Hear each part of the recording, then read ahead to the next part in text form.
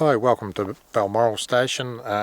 We've been farming Balmoral, myself and my wife, for 30 years. We're now in the process of going through family farm succession. My son now runs the farm. Balmoral is 10,000 hectares, 6,000 of those are pastoral lease and 3,000 freehold title.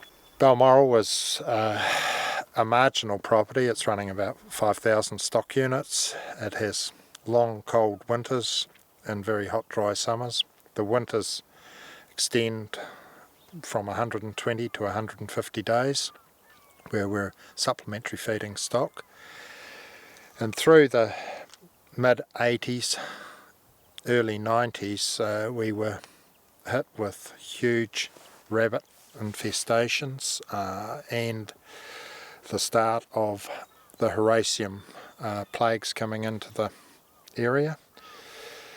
It was become very apparent at that stage that there was a real need to diversify our farming income streams as to survive with these added costs. We needed to be really clever how we used our land. I started off by trying to direct seed Pinus nigra through a triple disc drill. We had really mixed results with that insofar as the mycorrhiza issue was a big issue, and to actually get consistency of spacing was a really big problem we had. Hence we, FRI were approached, Nick Ledgard, to see how we could establish forestry cheaply, and they became really interested and in 1995 established a forestry trial site on Balmoral, trialling various things like species, agroforestry. We've also trialling boron, and there's been a lot of side trials associated with that, where we've had bird counts, vegetation surveys, invertebrate collections all done on this site, which is creating a lot of science that's going to be invaluable into the future. The advantages of forestry as we see them for Balmoral and also for the whole of the high country are, first and foremost, it is about protecting our soils and enhancing those soil qualities. I believe that conservation starts right at the soil, and whilst we have a lot of environmentalists who would disagree with me, I believe that we need to protect our soils first and foremost. That's the first conservation thing that we can do. An old farmer that's since retired out of the basin once told me that those countries that allow their soils to blow away end up feeding their populations in relief camps, and he's so correct. So we have a responsibility to protect our soils, and forestry does that very well. Forestry also gives you the opportunity to plan your income streams, so you don't have to harvest if there's no need to harvest, and you can pick the market price, and you can pick when you need the cash injection into your property the most and harvest at that stage. I see a really good opportunity for more science to get involved in the likes of these hybrids here. Whilst our consent on our forestry block is mainly Douglas fir, we need to plant a low spread species around the outside, and these radiata attentuata cross look really promising. The growth rates are pretty impressive. From a Douglas fir regime of a 60 to 70 year rotation, I believe that we can have these in somewhere between a 40 and 45 year rotation, which greatly increases our opportunities for cash flow. Farm succession is one of the biggest problems that most farming families face in their farming careers.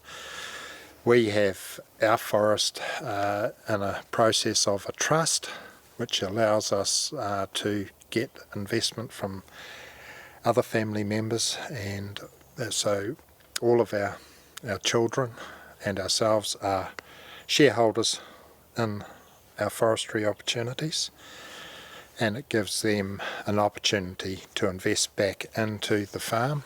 This is one of our radiata attentuata hybrid stands that was planted in 2009, and this is one of the species that I'm really excited about. I think that its low spread species and also its wood qualities will very much become an opportunity for forestry in the high country into the future.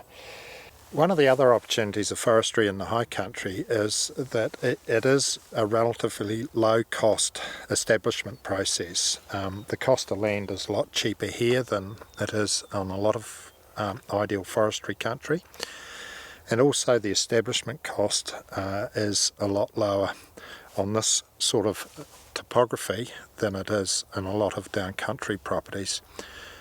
We currently establish all of our forestry by using a mechanical tree planter, which means that it screefs away the topsoil, so we don't have to use sprays to relieve the trees, and we are planting somewhere in the vicinity of 800 to 1,000 trees per hour, which allows us to do all our own planting.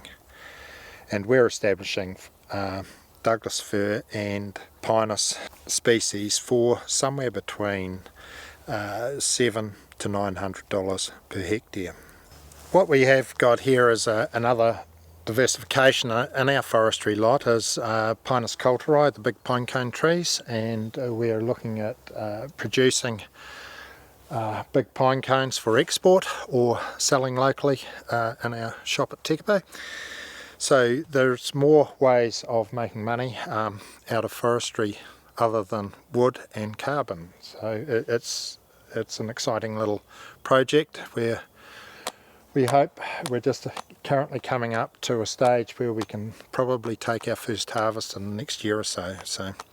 And hopefully in 10 years time we should have somewhere between 30 and 40,000 cones for export.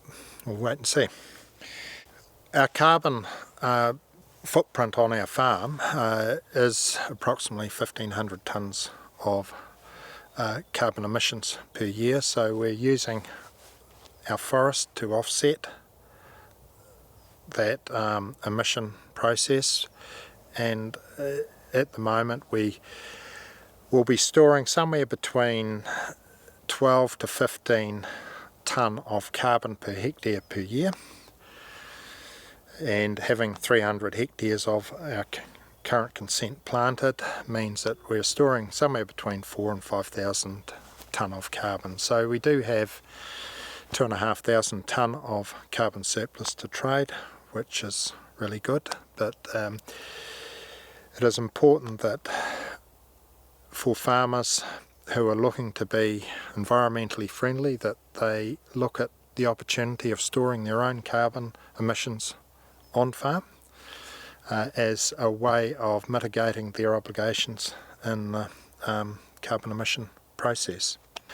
We currently take our wool fibre through to retail, and also our meat off our farm is marketed into supermarkets under the Balmoral brand. That's how we see opportunity for us, is to be able to put a carbon zero sticker on our merino estate products that go off the farm. In saying that, forestry has a huge opportunity in the high country. There are impediments in place that have a perception that create a negative feeling for forestry. The public perception, I believe, through the wilding tree issue is one of the big ones that needs to be addressed, and I'm not denying that wildings are a problem. They are, but well managed and well placed forestry should not impact on the wildings issue in the high country at all. It's important that we really have an education process around public perception of how trees are established in the high country. And it's also important that we get our local bodies and our regional bodies on board in the consenting process, as the cost of compliance and the cost of consents is astronomical if you have to bring in expert witnesses and all of that sort of thing, which will put a lot of people off forestry, and that's unfortunate.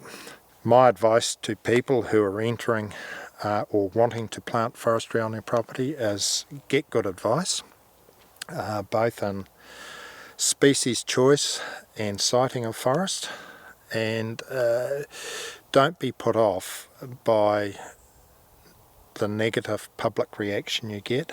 Work through that process in a positive, proactive way, and you would be surprised at how far you can get.